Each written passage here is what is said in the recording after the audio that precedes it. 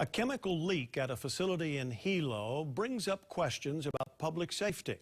A Hilo resident called our action line wanting to know why the neighborhood around the BEI Hawaii facility was not alerted. The resident told us the smell from the facility was so bad he could not breathe.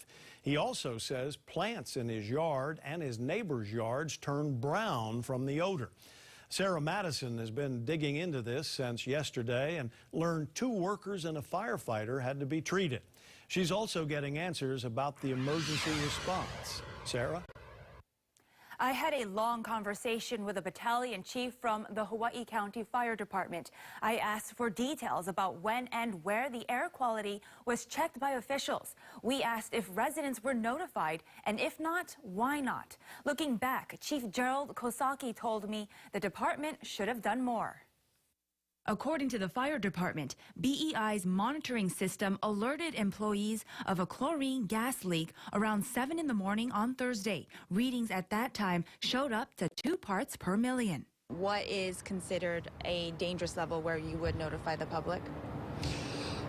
If it's going over 2 parts per million. Less than an hour later, BEI called the fire department. Fire officials say by the time crews arrived, employees were being evacuated. Fire officials tell me BEI had placed the 120-pound cylinder chlorine gas tank in a containment vessel or a coffin, but the leak didn't stop. As we got closer to the coffin area, about 20 feet from the coffin, we had a reading of 0.1 part per million, which is well below any actionable levels. But when the hazmat team checked the readings an inch away from the source, it read more than 30 parts per million. To stop the leak, the tank was submerged in water. It was best to put it in a vat of water. And what that does is prevents the gas from escaping. No one could tell me how much gas leaked, but it took an hour and a half for hazmat to contain it. Sometime overnight, the situation worsened. The fire department was called back again about 6:30 in the morning Friday. Nearly 3 hours after hazmat crews arrived, a reading of 10 parts per million, about 10 to 15 feet from the source, was logged. Why wouldn't that trigger a notification to the public? Again, I agree that in hindsight, we should have made a public notification that there was an ongoing incident because of the nature of the chemical, and just to notify them, although we're not evacuating anybody at this time, that we are just notifying them in the event that the incident should escalate and they would need to be evacuated.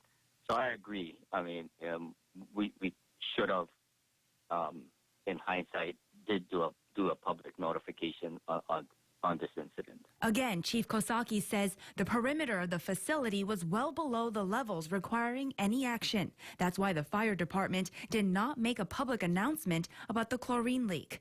But resident Glenn Baldado says he couldn't stay in his own home because the odor was so strong, and he ended up going to the ER. I started coughing a lot and kind of like vomiting and couldn't breathe.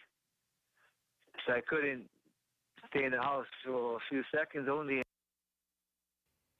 Chief Kosaki says late Friday afternoon, firefighters walked through the neighborhood and spoke with several residents, but not everyone was approached. An evacuation center was set up by Civil Defense, but was never used. The Department of Health tells us BEI is handling the material for proper disposal, and the company is required to submit a detailed report within 30 days of the incident to DOH. We will be following up with officials. Sarah Madison, KHON 2 News.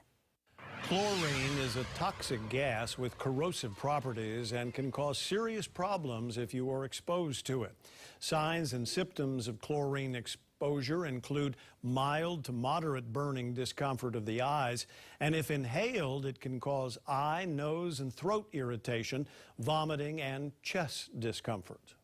If you inhale it, chlorine can bind with the hydrogen from the water in your lungs, H2O, it takes the hydrogen off from there and it binds with the chlorine that can create hydrochloric acid, HCl. This is not the first time there has been a chlorine gas leak at BEI. In 2009, cylinders at the company's Campbell Industrial Park facility began leaking. No injuries were reported. Again, we learned about the chlorine leak from a tip to Action Line. If you have a consumer concern, call Action Line at 591-0222, weekdays from 11 a.m. to 1 p.m. or email actionline@khon2.com.